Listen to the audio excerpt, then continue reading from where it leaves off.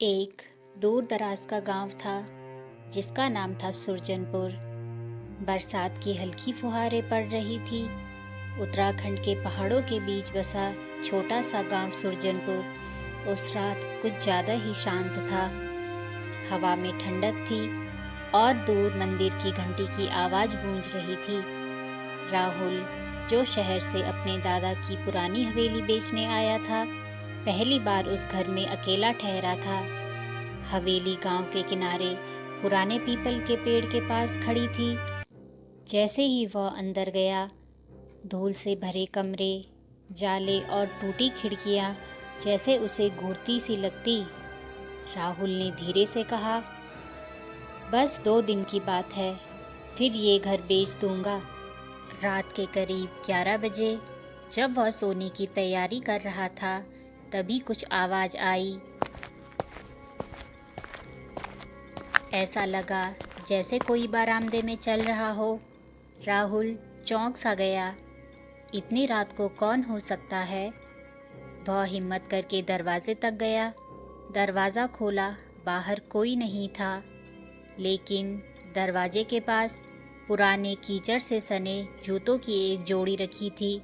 राहुल ने सोचा, शायद किसी मजदूर के होंगे। उसने जूते उठाकर बाहर फेंक दिए और दरवाज़ा बंद कर लिया। आधी रात को फिर वही आवाज़ आई। इस बार आवाज़ और पास से आ रही थी, जैसे कोई कमरे के अंदर चल रहा हो। राहुल ने टॉर्च जलाई।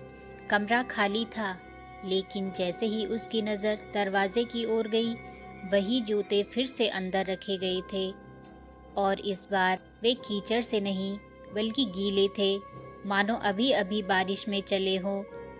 राहुल ने डरते हुए कहा, कौन है? लेकिन कोई जवाब नहीं आया। सुबह होते ही वह गांव के बुजुर्ग हरिराम काका के पास गया। राहुल ने बोला, काका, कल रात कोई मेरे घर में था और अजीब जूते बार बार अंदर आ रहे थे। हरिराम काका का चेहरा पीला पड़ गया। हरिराम काका ने कहा, बेटा, वो हवेली 20 सालों से खाली है। वहाँ पहले एक चौकीदार रहता था जिसका नाम था रघु। एक रात तूफान में वो कहीं गायब हो गया था और कभी लौटा नहीं। लोग कहते हैं उसके जूते अब भी उस घर में चलते हैं। राहुल हंसने की कोशिश करता है, काका, ये सब तो अंधविश्वास है। आजकल ये सब कहाँ होता है।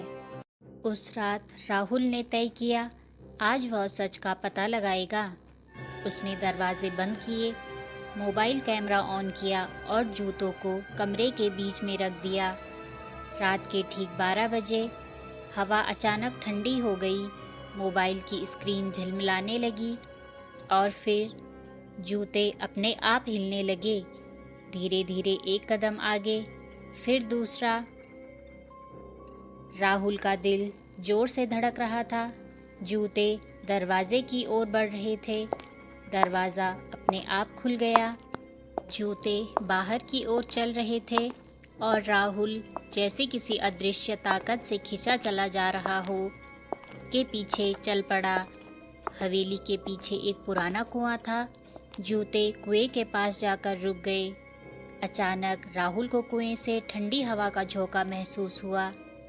नीचे से हल्की सी आवाज़ आई, मेरे जूते लौटा दो। राहुल ने डर से कांपने लगा।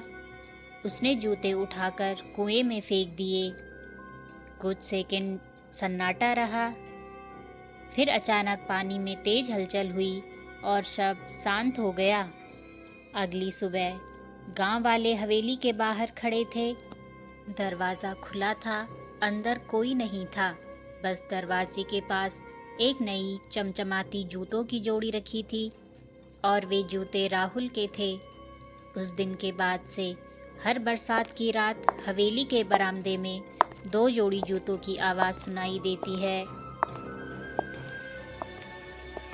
जैसे कोई अब भी लौटने की कोशिश कर रहा हो या किसी और का इंतज़ार कर रहा हो।